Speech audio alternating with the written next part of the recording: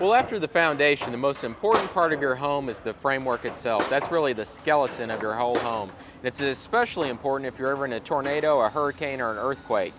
Now, when builders frame a house and you ever go up and grab the frame, you're going to find it's pretty flimsy.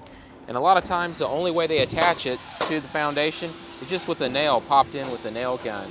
You shouldn't be satisfied with that, because if there's ever a heavy wind, your wall just acts like a giant lever. As the wind blows against the wall of your house and the roof, you can see it pulls the nail right out of the foundation. Here on this house, they're doing it right, because before they ever started the first frame, they worked on the foundation.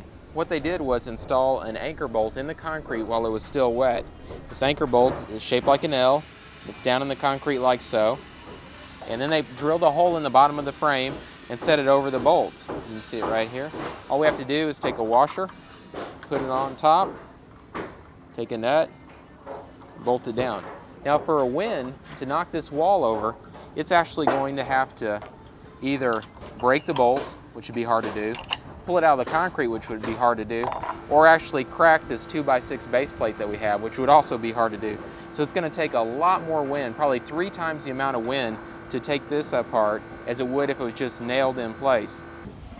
The next place we need to brace up is where our wall studs actually attach to the bottom plate, because that's where they can come apart in a high wind. We're bolted down on our bottom plate, and you can see it is green, so it's pressure treated even on this side. But here these wall studs are just nailed into it from the angles, and they were probably nailed from the bottom as well.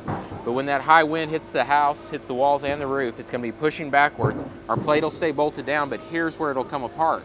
To prevent that from happening, we go ahead and we wrap at least the corners with a solid sheet of wood. This is oriented strand board, OSB. This one happens to be made by Louisiana Pacific, but it's rated by the APA, the Engineered Wood Association. When you get into engineered wood like OSB, it normally has a rating.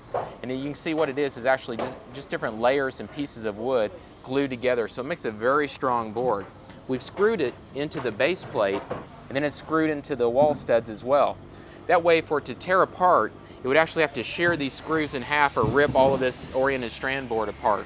So it can take a much, much higher wind before the house comes apart. And if you have the budget for it, go ahead and wrap the whole exterior of your house with oriented strand board. It'll be a much, much stronger home, almost like building a little tank. Now, on the exterior walls, before we go up high and see the next place they can break, we look at how thick our wall studs are. A lot of people like to use 2x4s. I highly prefer a 2x6 exterior wall. It's 50% thicker, which means it's going to be a lot stronger home. Plus, we can fit more insulation into it, so it's going to be quieter, and you're going to save money every month because it's going to be more energy efficient. Now, if you've ever watched a TV show about tornadoes, what's the first thing that comes apart on a house? It's the roof. Normally, the wind hits the exterior of the house, it comes up, it grabs the overhang of your roof, flips the roof off the house, then the walls can't stand up, they just fall right over. Now, the reason the roof comes off so easy is it's just really built for gravity. I mean, the rafters set on top, and they just stick nails down on both sides, actually just toenail it down on top. So if any pressure comes from the bottom, it just pops the nail right out.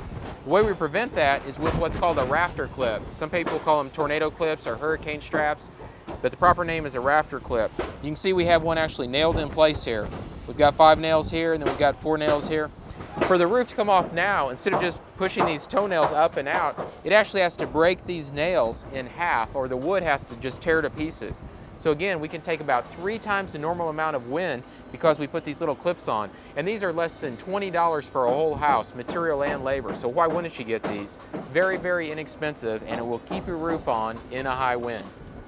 Before you build or remodel your next house, remember to specify rafter clips up on top of the walls, bolt or strap down the bottom of the walls, and corner brace at least, if not wrap the whole house in oriented strand board or in plywood to give a good, sturdy structure for a high wind or an earthquake.